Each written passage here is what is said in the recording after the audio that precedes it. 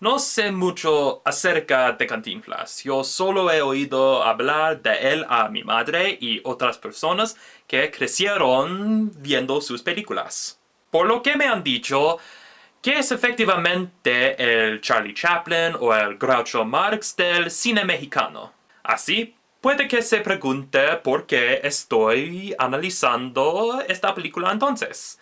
La estoy viendo por dos razones. En primer lugar, estoy realmente curioso sobre Mario Moreno, la película y el director Sebastián Del Amo. En segundo lugar, creo que es importante apoyar estos lanzamientos más pequeños cuando los conseguimos con el fin de motivar a los estudios a distribuir más de ellos. Eso no significa que debemos hacer eso para todas las películas independientes, porque algunas películas realmente malas son escogidas para la distribución de vez en cuando. Te estoy viendo a ti, you're next.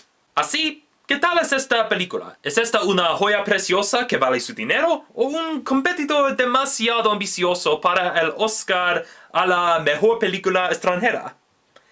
Ahí está el detalle.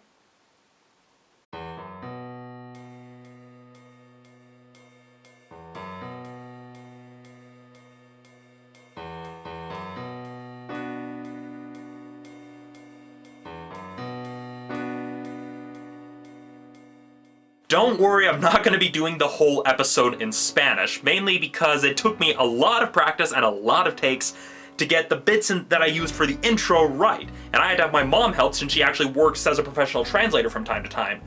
So really, imagine having to do that for the entire video. The video is already a day late, I don't want to be stuck here for 3 days. Anyway, on with the review. The film opens in the style of an old Hollywood film, with credits in the beginning and everything kind of having very bright, very distinct colors during most of the first act. This slowly fades over time as we see Moreno slowly rise to fame as the allure and luster of Hollywood begins to fade away and as he becomes a little bit more cynical. To be honest, it felt a little bit like I was watching a Wes Anderson movie.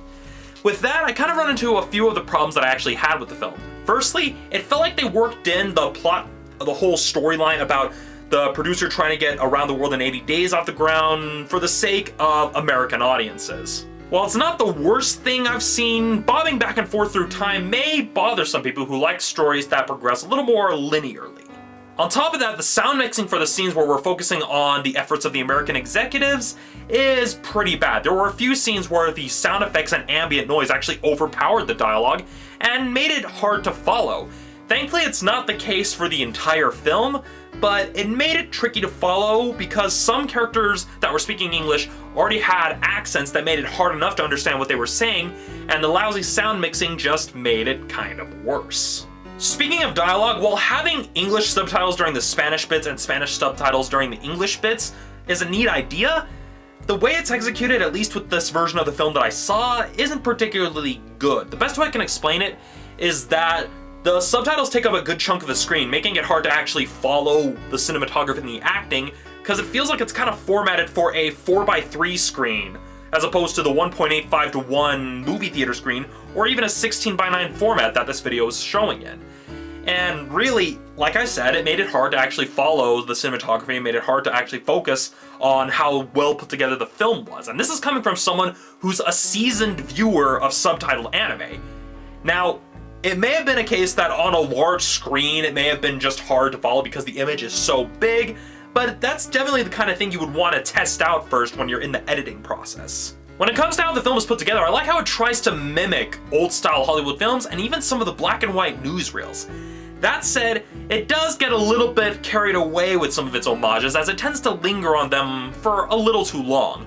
This is most notable during some of the scenes that are supposed to be modeled after newsreels, where it's, yeah, I understand you would get like still shots of the different celebrities that were at the protest for the actors union, but it lingered on it a little too long that it caused the story to slow down a little bit. Yeah, I understand it's important, but rather than just showing, oh, here's all the key actors that were there in the style of newsreel, you probably would want to stop the homage with the whole like protest thing and then have it fade into a real, like kind of the real world sort of thing that kind of breaks away from the illusion of Hollywood. That's just my personal preference, but really that's all I can say about that. It lingers on some of its homages for a little too long. As for how much ground is covered, the film mainly focuses on Cantinflas' rise to prominence, starting from the tent shows, going on to theater, and then going into films. It briefly touches upon his work to kind of fix the labor unions with the actors union and the entertainment unit, as well as trying to navigate all the dangerous politics involved, but it doesn't really get that much attention, which is a real shame because that sounds like a very important aspect of the Mexican entertainment industry, is all of that work that he did for the unions.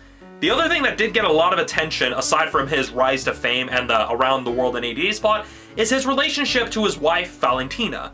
And it kind of goes to the whole, like, stresses of show business putting a strain on their relationship, the wife not being sure if she's talking to Cantinflas or to Mario Moreno as the person.